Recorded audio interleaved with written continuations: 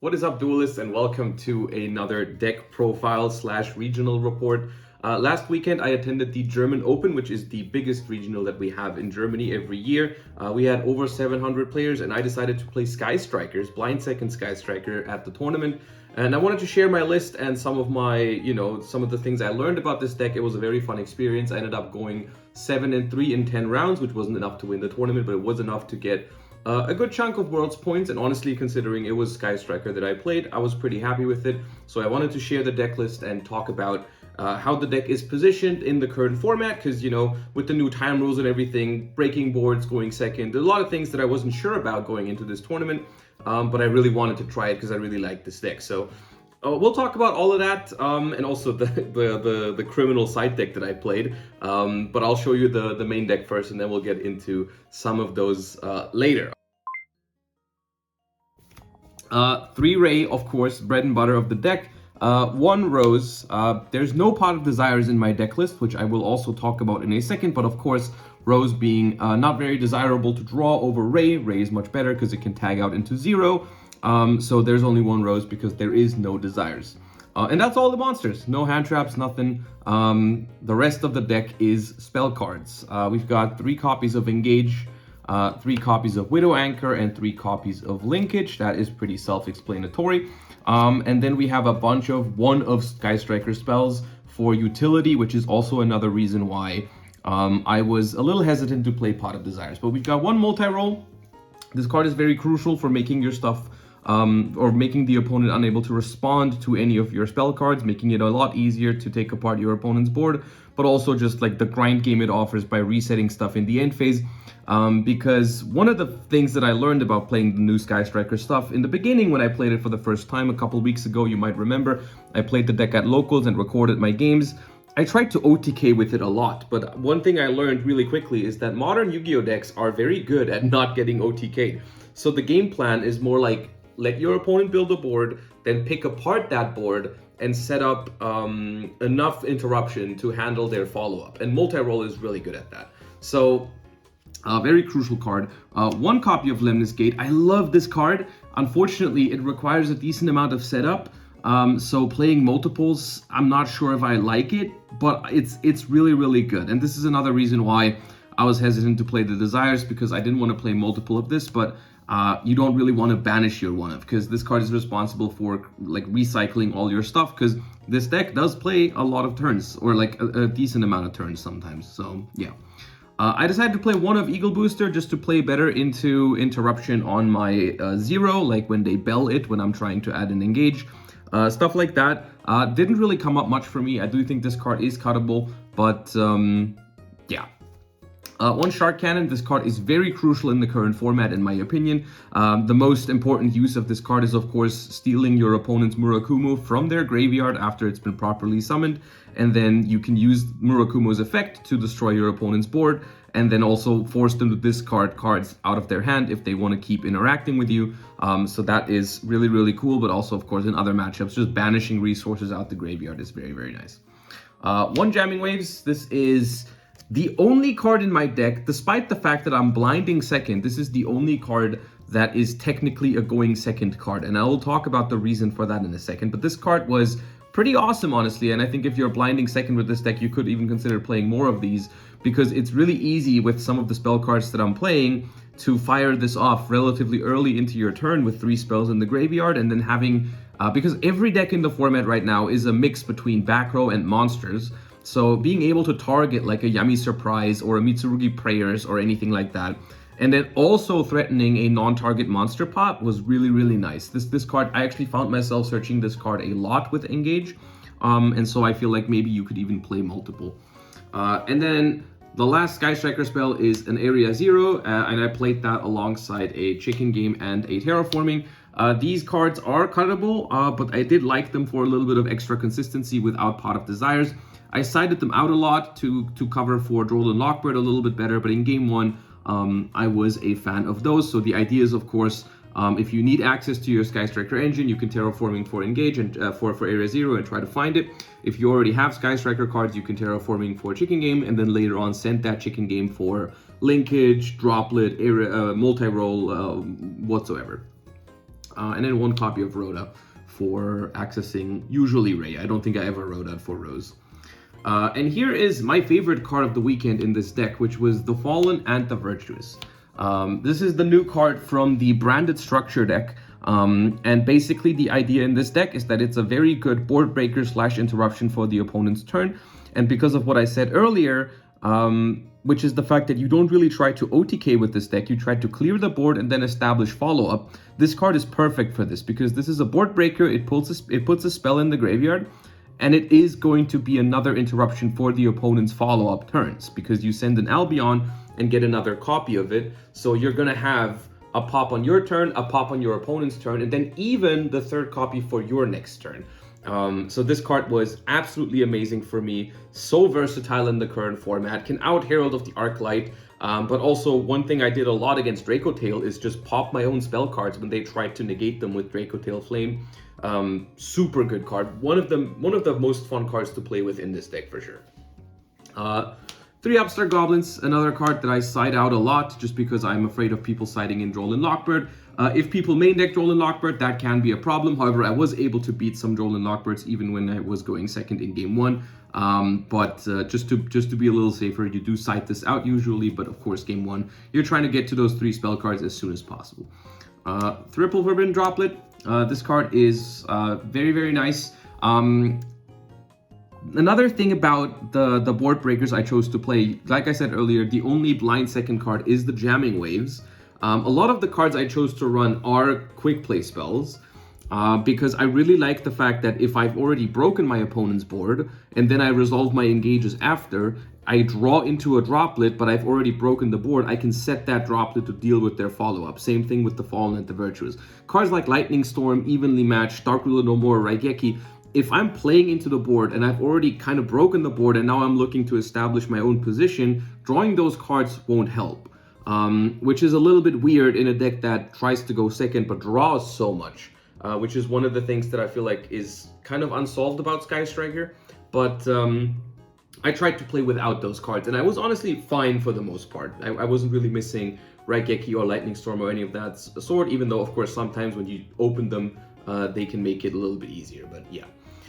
Next up, we've got 3 copies of Triple Tactics Thrust. This card is super crucial in this deck because it's usually just more copies of Engage, but it can also find you like the 1 copy of Triple Tactics Talents to draw 2 cards, which is 99% of the time what you search with the Thrust. It's either Engage or Talents, but it also has a lot of good applications when we're choosing first after siding. My second favorite card in this deck after the Fallen and the Virtuous is by far Radiant Typhoon Vision, accompanied by 1 Mystical Space Typhoon. This card lets you draw 2 cards and then discard a quick play spell, which you have plenty of in this deck. 1, 2, 3, 4, 5, 6, 7, 8, 9, 12, 14, 15, 16, alongside other copies of itself and the Mystical Space Typhoon and the 1 copy of Called by the Grave. So you always have a quick play spell to discard. The amazing thing here is that it's a quick play spell, so you can use it in the draw phase to play around Droll and Lockbird better. Starting your turn off with basically 2 spells in the graveyard and you have filtered your deck. It offers consistency because it's deck thinning. And if you ever draw 2 of it, you can actually still use both of it in the same turn because you can use each effect once per turn. So you can use the first one to draw 2, discard 1, and then you can use the second one to just search the Mystical Space Typhoon, which is a surprisingly good card in this format. I wasn't really mad whenever I drew the Mystical Space Typhoon even because it has a lot of applications. You know, hit Yummy Surprise, hit Prayers, hit the Mitsurugi Trap card. When you're going first post side, you can set it and hit like the Yummy Field spell. You can dodge Draco Tail Flame. It's a really, really versatile card. So this package is really, really good in this deck. And then of course, Called by the Grave to cover for mainly Droll and Lockbird and Ash Blossom, but just a good card in general. And that's the main deck. So one thing I liked about this main deck is, like I said earlier, there is no specific like blind second board breakers in here, which means that if at any point someone knows what you're playing throughout the tournament because you've been doing well and people have been sitting next to you or whatever, if they send you first, you're really just playing regular Sky Striker. You don't really have any dead cards in your deck. You're not going to draw like a bunch of Evenlies or Lightning Storms or whatever. So that felt nice. It also made it a lot easier for me to make the switch between game 1 and game 2 and 3 to go first because I could keep all those cards in my deck if I wanted them in a certain matchup. which was nice. However, of course, by building the deck like this with relatively, let's call them fair board breakers in the form of like Fallen and the Virtuous, Forbidden Droplet, and Thrust for Engage or something like that, you are a little vulnerable to certain like super high power decks like Malice, for example, is a deck that I lost against. One of my 3 losses was to Malice because their board was just a little bit too much to handle. Even though I will say I think I would have been able to break the board if they didn't have Ash, Ant-Droll, and Lockbird on top of it. But that is something, of course, when you were going second against Malice and they draw like a bunch of cards with Chessy Cat and Allure and Whitebinder, something you have to expect. So the cool thing about this list, in my opinion, was that I found it to have a really good Draco Tail matchup, because you have no dead cards. Even the cards you draw into with your engages are all live for the follow-up turn, and the Draco Tail board is not that oppressive, so it felt really nice. The same was true for Mitsurugi Yami. I actually played against Mitsurugi Yami. I lost to one of them because they drew Ash and Bell on top of the full combo, but the other ones I was able to beat. And that was actually also quite a fun matchup to maneuver, because the win condition of this deck against Mitsurugi Yami is basically exploiting the fact that they play less big of a Mitsurugi engine. They usually only play 1 Murakumo, and the Yami engine also isn't as big. They usually only play 1 of the field spell, no other field spell, and so on. No Starham to bring back like Marshmallow to add back the banished field spell proactively. So banishing like crucial one-ofs with like a Shark Cannon, SP Little Knight, and so on was really cool, and you have to outmaneuver the deck that way. So I had a lot of fun playing this deck, and I think it was honestly not too bad in terms of how it's positioned in the current format. It's just gonna have very naturally good and bad matchups because of the nature how it's built. You know, there's certain decks, like for example Luna Light game 1, if they go first, because I make them go first, I play no hand traps, I'm gonna lose game 1 to Luna Light. Malice, like I said, really hard matchup, can mess with your graveyard and puts up a really strong board that's very immune to most board breakers. So those matchups are tough. Meta decks like Draco Tail and Pure Yami, and also Pure Mitsurugi, as well as Mitsurugi Yami, I think are very doable with this main deck. The only downside, or the only concern I had about this entire thing, was that I wasn't sure, you know, if I'm letting my opponent full combo and then play into the board and then I plan to stop their follow-up turn and outgrind from there. I felt like with the new time rules, I was going to play a lot of very long game 1s, and that was the case at the tournament. I played a lot of very grindy, long game 1s, which is super fun. That's what I wanted to do, so I was happy about that. But I was thinking like, okay, I can't do this multiple times in a match, because we will just get a double loss if that happens multiple times, if my opponent don't decide to like swoop super early. So that's something we're going to get into. That's why my side deck is very specific for this deck. But I'll show you the extra deck real quick, because that is a little bit tighter because of the Fallen and the Virtuous. And I would have really liked to play Super Poly in this deck, but because I played the targets for the Fallen and the Virtuous, I wasn't able to fit it all. But we'll talk about that. So 3 zeros. Honestly, this could be a 2-of. I did also only play 2 Kagaris, and I never missed the 3rd Kagari, and I don't think I ever made the 3rd 0. So I do think 2 and 2 is fine of these. And then 1 Shizuku, 1 Hayate. These come up relatively often, as well as the 1 Kaina, which comes up the least often out of those 3. However, I do feel like you still want to play it, because honestly, the main use of Kaina is that you just sometimes want to use a link in between, like you just link 1 into link 1 into link 1 to fill your graveyard up for a bigger Lemnis Gate, so you can bounce like an extra card. And that I feel like is relevant enough to the point where I want the Kaina, but theoretically you could consider cutting this one as well, but I feel like at that point you're running thin on extra deck. 1 Zeke came up not that often. Azalea came up a decent amount. SP comes up a lot. Dark the Dark Charmer is like another flex spot that you could replace, but it does really, it comes in very handy in the Mitsurugi matchup, because similar to Shark Cannon, you can use it to steal the opponent's Murakumo.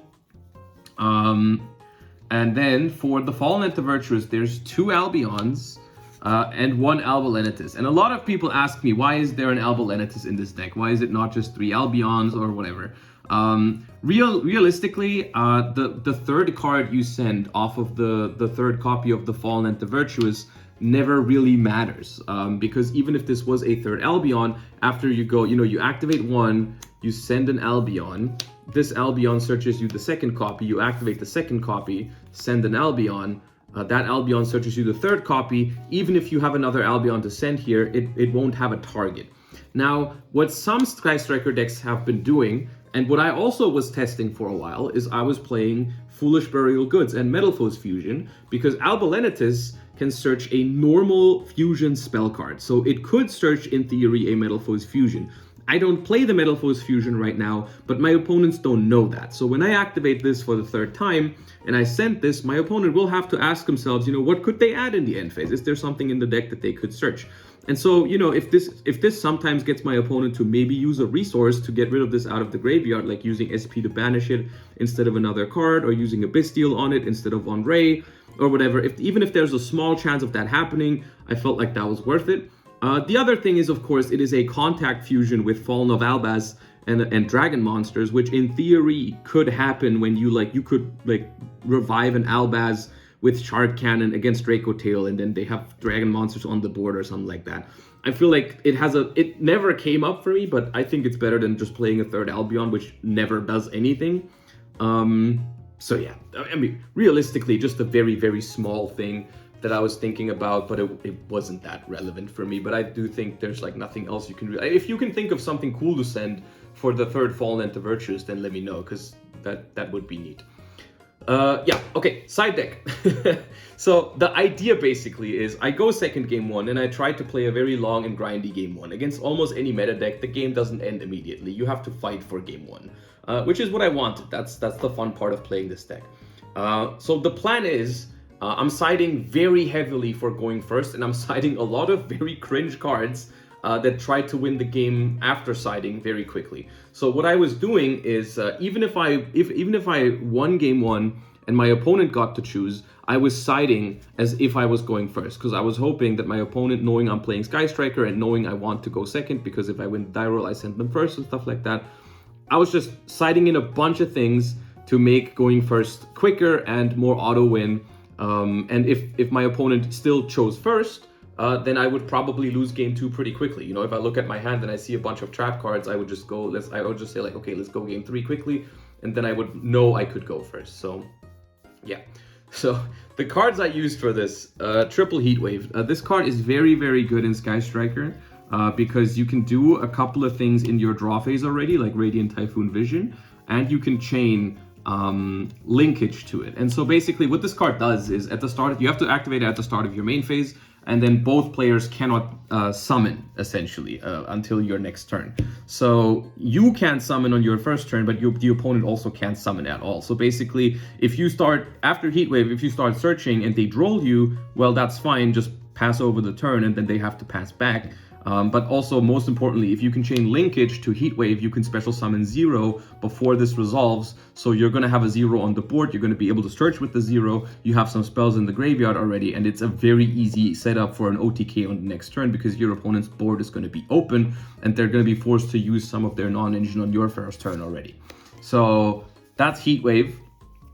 Alongside Heatwave, we have Trap Trick, and alongside Trap Trick, we have Triple DDG.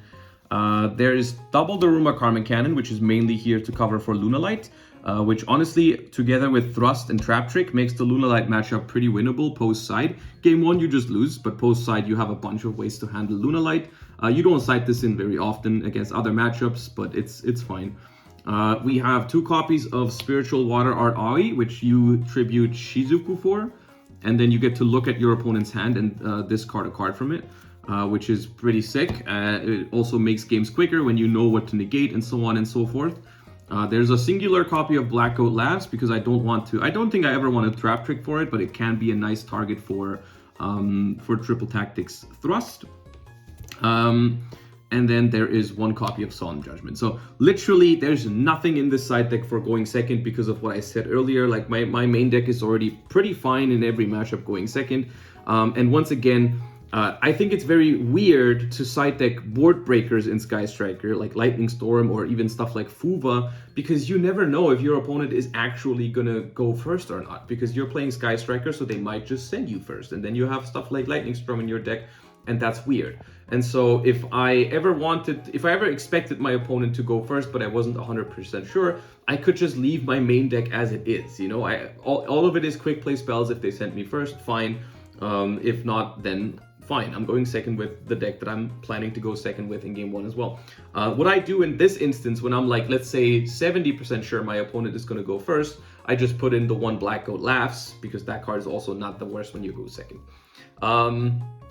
Yeah, I will say post side, this worked as expected, to be honest. There was less good games post side than, I mean, I enjoyed a lot of the game ones that I played. The game 2 and 3s when I went first, they were a little bit worse. My deck was a little bit less consistent because I was taking out cards like Upstart Goblin and the Field Spell package. So I ended up actually not drawing a starter, I think like twice when I went first, which was a little annoying. But overall, these cards performed as expected, and you know, like they got rid of Dimensional Barrier, but there's some things that I should still handle in the future, like Different Dimension Ground is one of the ones that is particularly strong in the current format, especially against Draco Tail. But yeah, the side deck, honestly, I think I would do it differently if it was other time rules, but at the moment it's like you do have to worry about finishing multiple games in 50 minutes, so playing the super grindy game plan I feel like just doesn't work for multiple games. In game one it's fine, you know, I finished most of my game ones, I would say, between 20 and 35 minutes, which is a lot. You know, I can't fit multiple of those in 50 minutes, so that's why the side deck is as it is, and it was fine.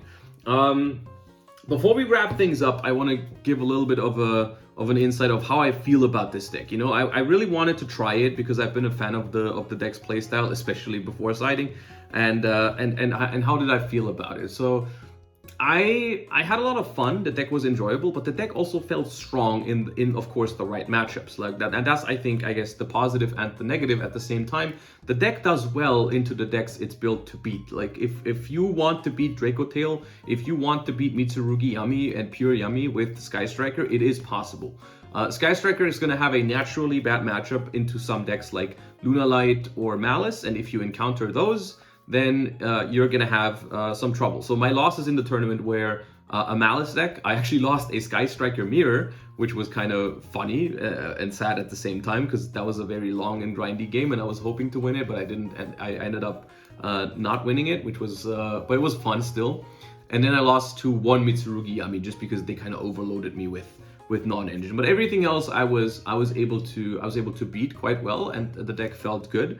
So I consider it a successful experiment with Sky Striker. Let me know what you think in the comments down below. I think for future variations of the deck, I also want to try, you know, going first with it and seeing if the end board the deck can make is strong enough. The reason why I was hesitant on doing that was for a couple of reasons. I was expecting people obviously to main deck Fubalos in basically every deck, and by sending the opponent first, you avoid that entirely and have them basically have dead cards in their hand. And you also, like, I was a little worried that sometimes my board going first would just get overrun. But one thing I noticed when some people sent me first is that it feels really nice when your opponent has to use cards like Ash Blossom or Bell or Drolden Lockbird before they have a board. Because when you're hit with those cards going second and your opponent already has established a board with strong follow-up, then those cards hit like twice as hard as to like when you're going first and they droll you. It's like, okay, well, I'll still set up as much as I can and then hope I can survive and then play on the follow-up turn.